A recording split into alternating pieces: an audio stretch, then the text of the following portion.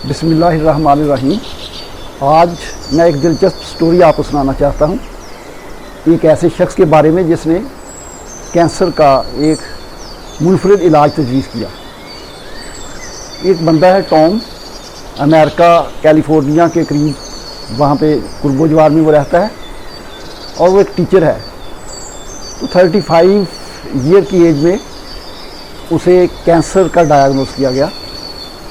वो बड़ा परेशान था। वो वापस अपने इंस्टीट्यूट में आया और वहाँ से वो परेशानी के आलम में गुज़र रहा था तो एक कमरे से आवाज़ आई। उसके कानों में ये आवाज़ पड़ी कि हम अपने मुंह के ज़रिए ही बीमारी अंदर लेकर जाते हैं और अपने मुंह के ज़रिए ही सेहत अंदर लेकर जाते हैं। यही वो टर्निंग पॉइंट था जिसने उसे हिट किया और वो सोचने लगा। वो जाकर एक कमरे में बैठ गया और इस बात पर सोचने लगा। अल्लाह ताला की दी हुई सलाहियत तजस्सुस जो है वो बंदे में पाया जाता है और रिसर्च करना बंदे का काम है। तो वो इस तरफ सोचने लगा कि ये कैसे मुमकिन है। सोचते सोचते उसके जहन में ये आया कि जो मुझे बीमारी है वो मेरे मुंह के ज़रिए ही मेरे जिस्म में आई है। तो अब उसके जहन में एक नया सवाल पैदा हुआ कि कौन सी चीज़ खाने से कैंसर जो है वो होता है। वो वहाँ से गया लाइब्रेरी में जाकर किताबें देखने लगा। तो जब अल्लाह ताला का कानून है कि जब आदमी मेहनत करता है, जब आदमी कोई चीज़ ढूंढता है तो अल्लाह ताला उसे ज़रूर अता कर देता है। आखिर उसे किताबों से ये मिल गया कि जो मुख्तलिफ़ किस्म के आर्टिफिशियल कलर होते हैं, फूड कलर्स, खाने वाले कलर्स जो होते हैं वो कैंसर काज करते हैं। यानी कैंसर का सबब वो फूड कलर्स हैं जो आर्टिफिशियल हैं और मुख्तलिफ़ चीज़ों में हम इस्तेमाल करके खाते हैं। एक सवाल का जवाब तो उसे मिल गया। अब नेक्स्ट सवाल उसके जहन में ये आया कि अब इसका इलाज क्या होना चाहिए। फिर दोबारा वो वर्क गर्दानी में मसरूफ़ हो गया।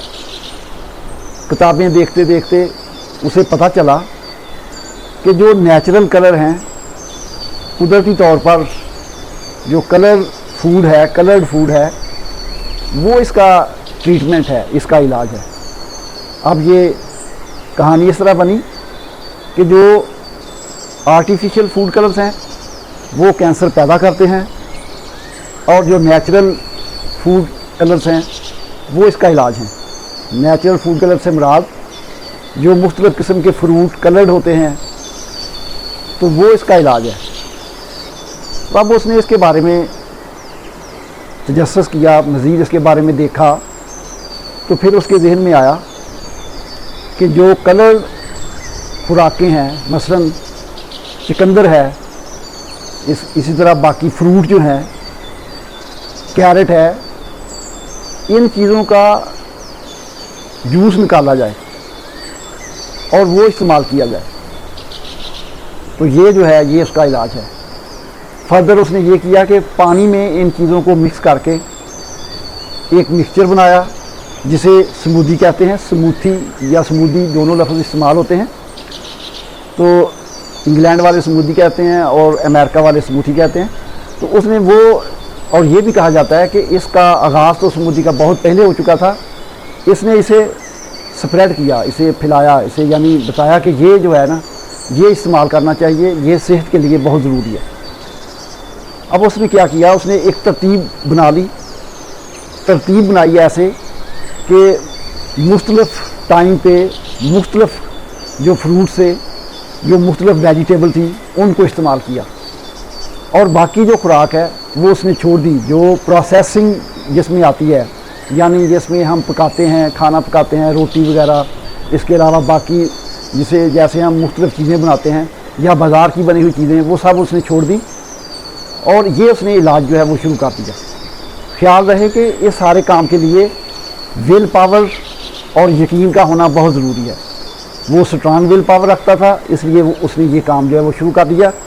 अब उसने तरतीब ये रखी, सुबह दोपहर शाम एक तरतीब से मुख्तलिफ़ फ्रूट लेता था, मुख्तलिफ़ वेजिटेबल लेता था, उनको ब्लेंड करता था पानी में और उसके बाद उनको वो पी लेता था या खा लेता था। तो ये उसका طریقہ تھا، میتھڈالوجی تھی، جو آرٹیفیشیل چیزیں ہیں وہ اس نے بالکل ہی چھوڑ دی. اور یہ بھی بڑا مشکل کام ہے ویسے، اگر اس کو کرنا چاہیں تو بڑا مشکل کام ہے. لیکن اس کی ڈیزیز بڑی تھی، اس کی بیماری جو ہے وہ بڑی تھی، اور اس بیماری کے لحاظ سے اس نے یہ کیا. اس دوران اس نے ڈاکٹر کی پریسکرائب جو میڈیکیشن تھی وہ استعمال نہیں کی. وہ لے کے تو آیا تھا ادھر سے، لیکن وہ اس نے استعمال نہیں کی، اور یہ کام جو ہے وہ شروع کر دیا. 1 دن 2 دن، ہفتہ 2 ہفتے، اس طرح لگاتار اس نے یہ کام 2 ماہ کیا.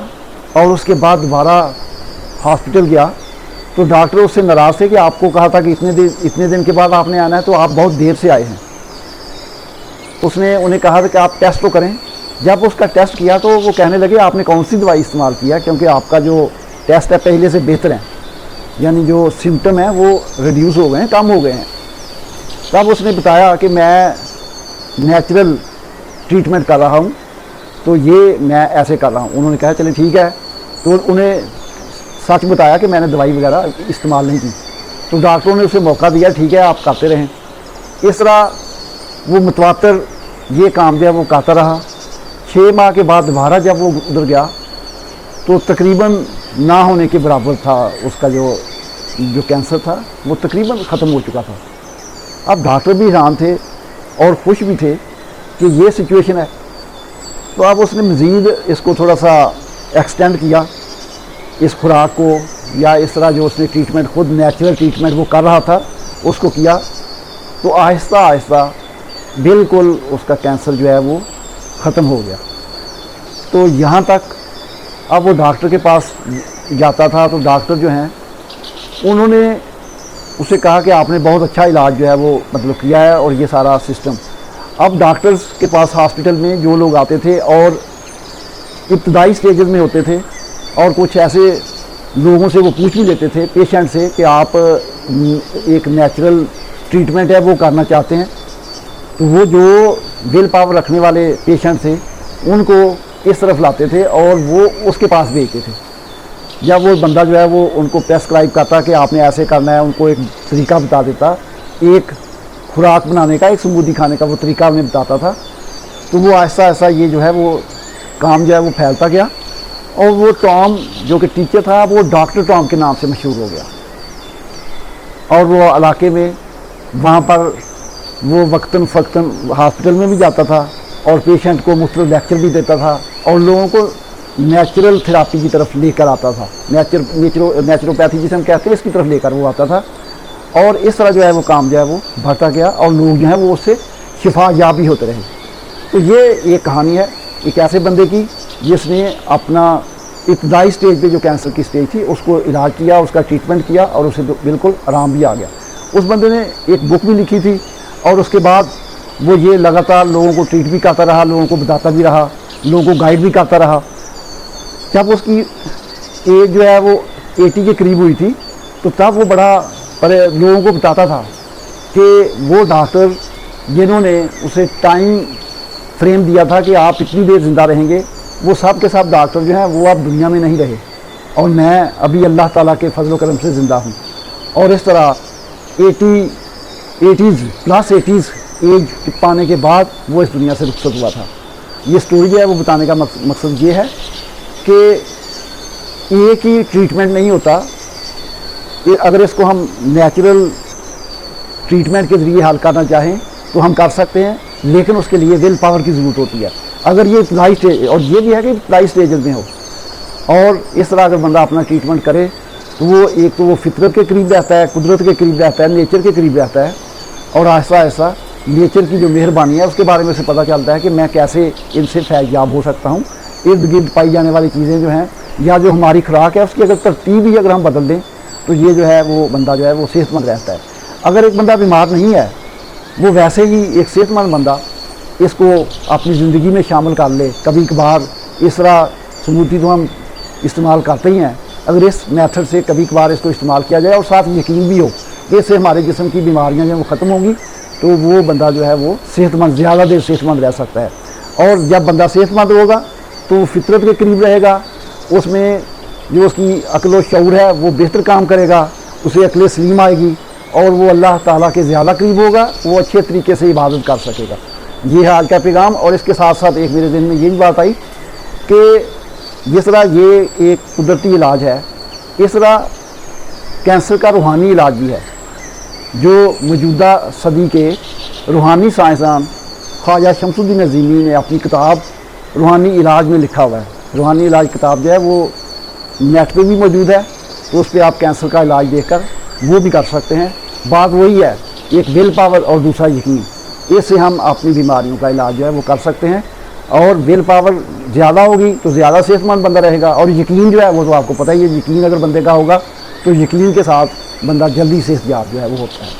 तो इसके बारे में आप भी देखें, गौर करें, और जो इब्तदाई स्टेजेस में हो उनको आप बताएं, तो इस तरह अल्लाह ताला करम करेगा। और इसके साथ साथ रूहानी इलाज किताब से भी आप मुस्तफ़ीद हो सकते हैं। शुक्रिया।